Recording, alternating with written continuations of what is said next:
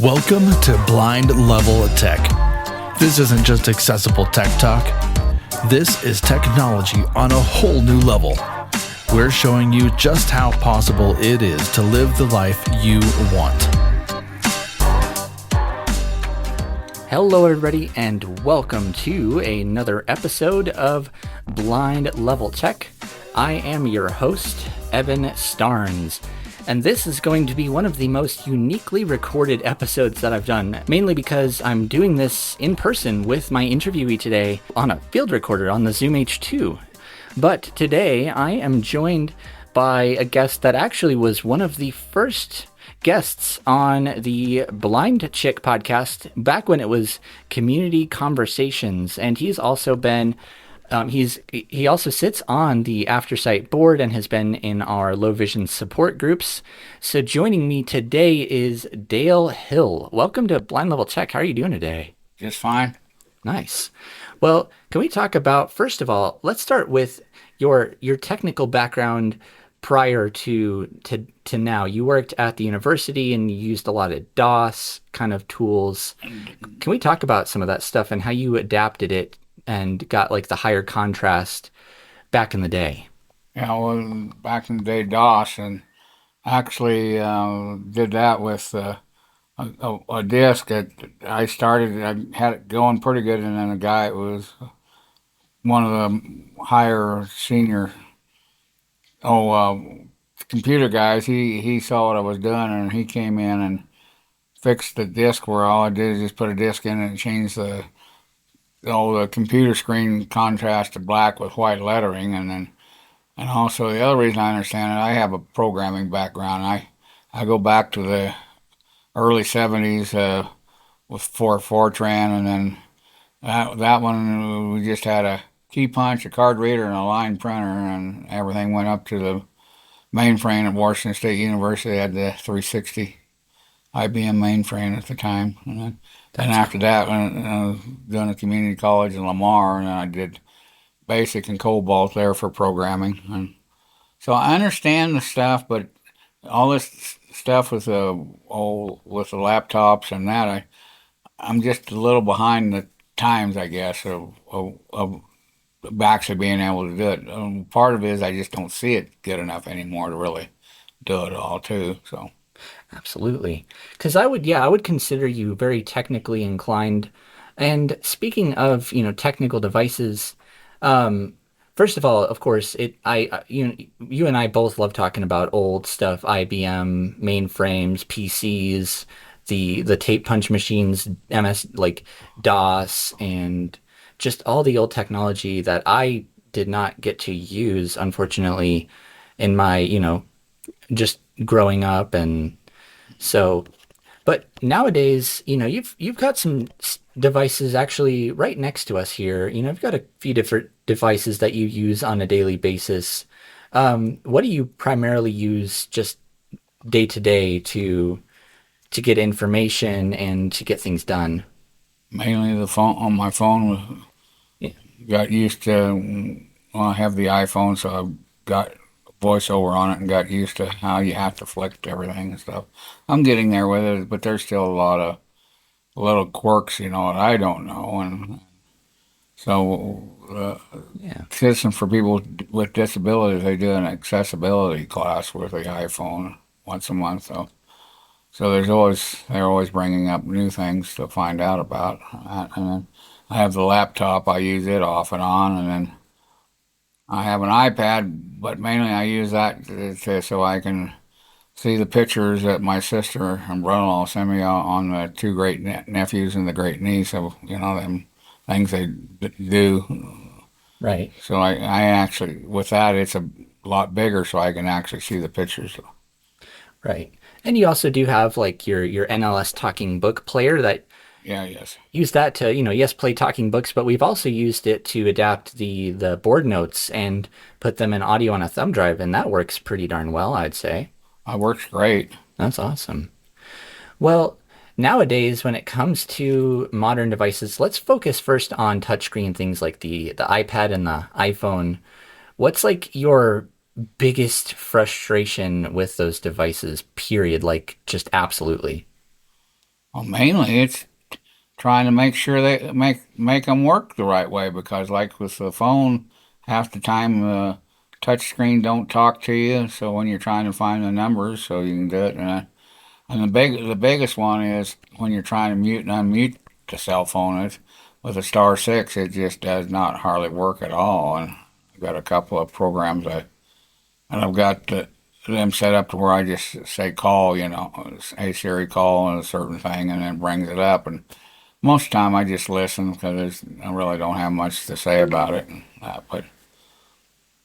But that's the biggest thing is the screens with the touch screen and everything, and to see the screen in it. So I understand the touchscreens, especially if you're on like a phone call, like a Zoom call, yeah, not being able to physically push star six, or even if you're on, one of those menu systems or whatever on a, if you're calling a doctor's office or anything nowadays, um, yeah, trying to actually use voiceover and navigate around the virtual telephone keypad sounds. I mean, I still have my own difficulties with it too. It's kind of well, frustrating. that's one of the main reasons I still have the landline because I can get the number. I can because the five's got the little ray, so you know where you're at when you touch that number, and then you just kind of navigate yourself through the keypad with no problem. I So most of all the things I do with are virtual. I have the call in numbers, the ID. Right. So I just call in. I memorize them and just call in and call in that way. And so it works pretty good. The landline works great for me. I don't even try to use the cell phone for the for the calls I do on my organizations. Right. And landlines are still a great option for a lot of people. In fact, they have landline phones that have Bluetooth so you can connect them to your cell phone and then make calls from your landline over your cell phone if you don't have a physical phone jack anymore. So they're still, a great option for people that like tactile controls.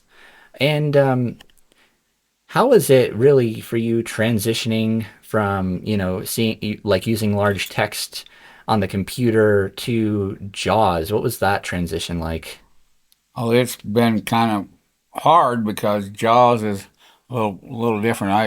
I could still when I was doing the computer stuff, I could still see good enough by changing with the color contrast, and then I didn't really have to blow things up too bad with the color contrast. I could, as long as I got almost put my nose in the screen, I could still see it and everything. Because the black with the amber is a really good one for people visually impaired. And the other one I really got used to and really liked was the blue screen with the white lettering.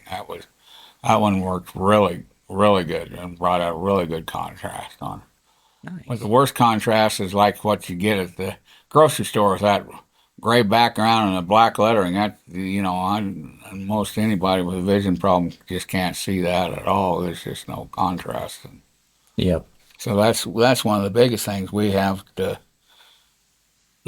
try to contend with and everything and that.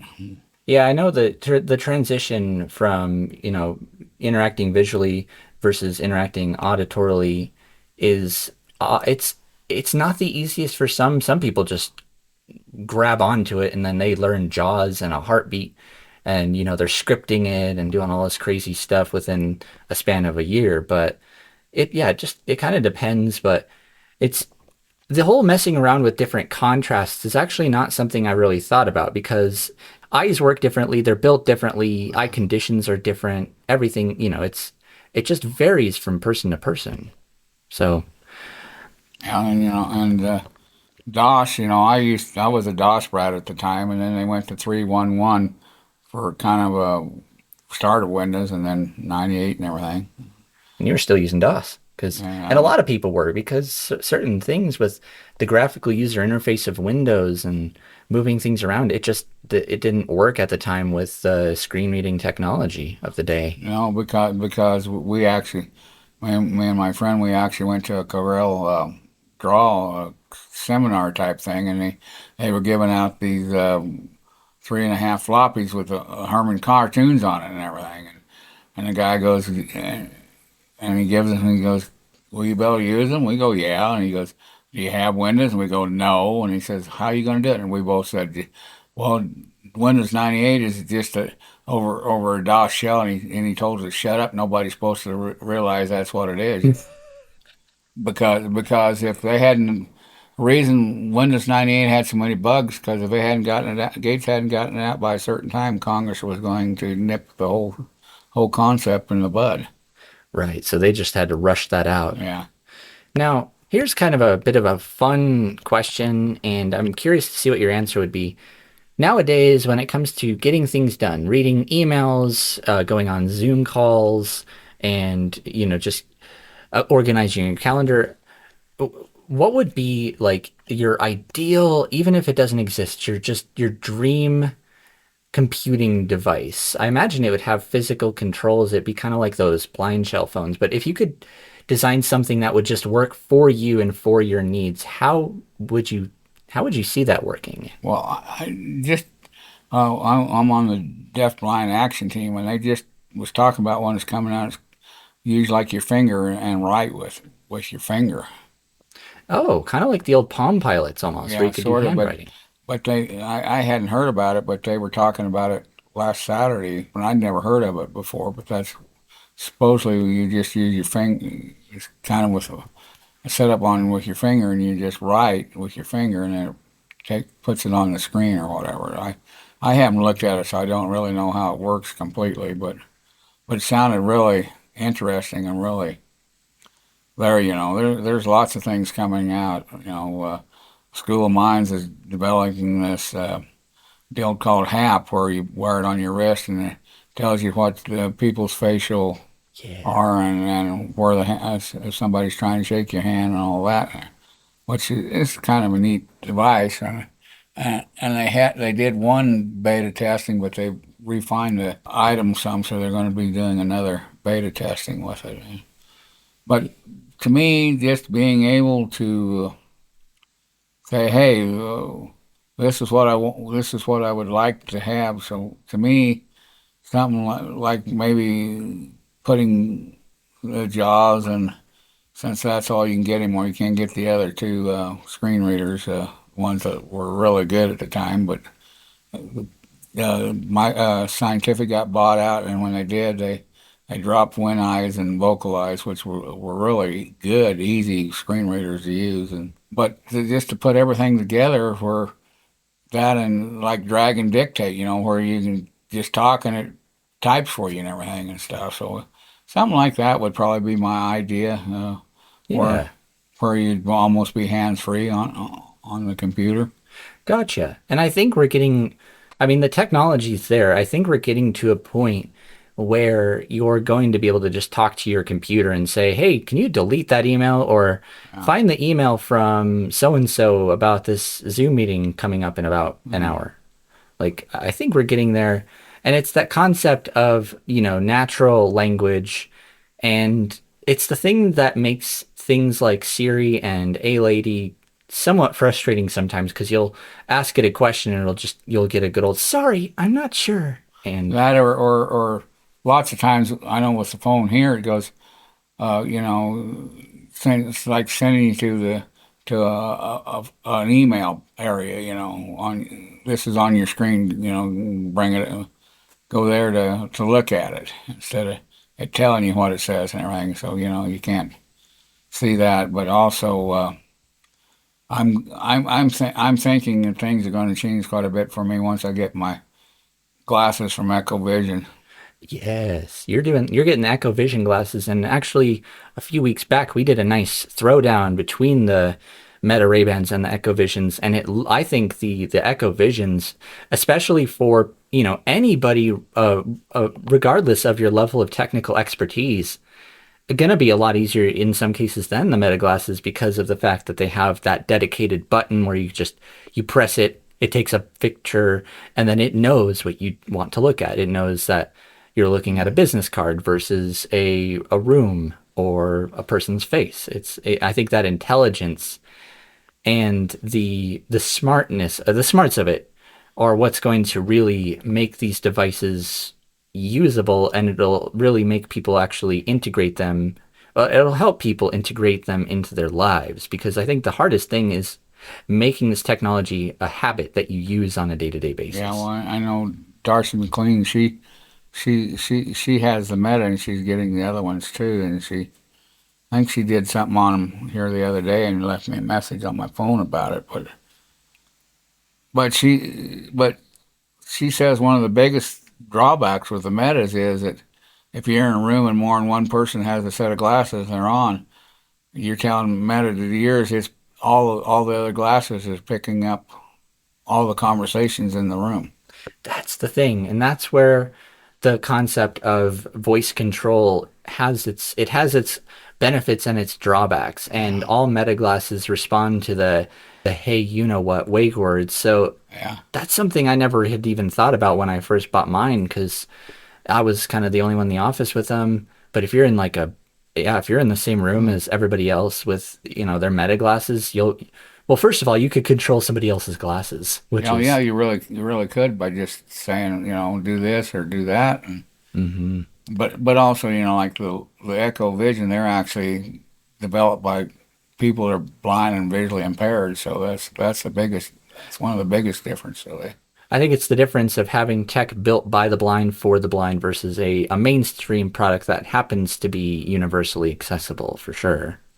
But yeah, yeah, because the Meta glasses at first weren't really made for the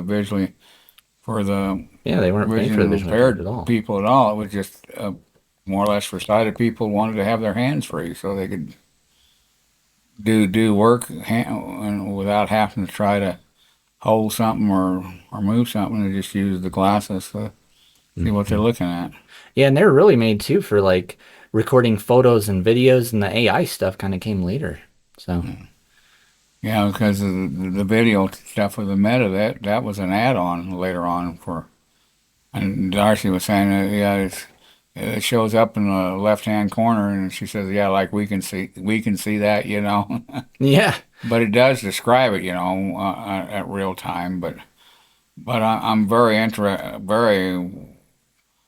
waiting to get the glasses. They're supposed to be here the last of the next month or the first part of September, one of the two.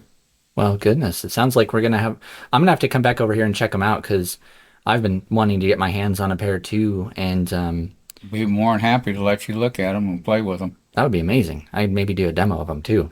Uh, Hmm. Another thing too that you can get add-ons for happens to be The sandwich of the week. for this week. My sandwich is going to be kind of an old BLT classic, and it has no bacon or lettuce or anything on it. It's actually a peanut butter and Nutella sandwich, because I like both, and I think both peanut things. butter and what? Nutella. What's that? What? Okay, first of all, it's like a chocolate, Oh, kind okay. of stuff. It's like a filling, like a chocolate filling made with like hazelnuts Oh, that and sounds good. oh, it's so good. What you mean you have a place where you can order the sandwich of the week or something?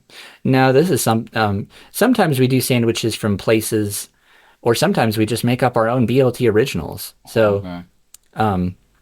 but my sandwich this week is a homemade peanut butter and Nutella sandwich. Dale, what is your like absolute hands down favorite sandwich of all time? It could be from a place or something homemade. A good old roast beef with uh, kind of a sharp cheddar cheese and with Miracle Whip on it. There you go. And onions. I got to have onions on it. Me too. I love onions. And jalapenos. Yes. Okay, that's a fantastic sandwich. Yeah, roast beef, onions, sharp cheddar, and jalapenos. And also, if I had it, sometimes I'd even put a little bit of sauerkraut on it. Hey, Kind of make modified Reuben. that's it. That's gonna be the sandwich this week. The Dale Hill modified Reuben for BLT. That's a new good original. Well, Dale, thank you so much for joining me for Blind Level Tech today. I definitely do appreciate the insight, and I really hope that some of our other listeners will at least see a sense of connection, especially if you're struggling, or if if some of the assistive technology is new to you, that, it's a common thing, and it's a common thing to be frustrated with it, or to not, or to try and find different workarounds for using the technology, including things like making your own custom script for MS-DOS that will change the text contrast. So, Well, that's, to me, I play with things. me too. And so I think that would be one of the biggest things that I would say on your interview today is just don't, like, you'll get frustrated, but just don't quit on trying to make it work. Right, and don't be afraid to play with stuff, because I think a lot of people are afraid to break it beyond usability. So, thank you, everybody, for listening to another episode of Blind Level Tech. If you've got any questions or feedback for us at Aftersight, please email us at feedback@aftersight.org, or leave a voicemail at 720-712-8856. I'm your host, Evan Starnes, and I'll see you all again next Wednesday.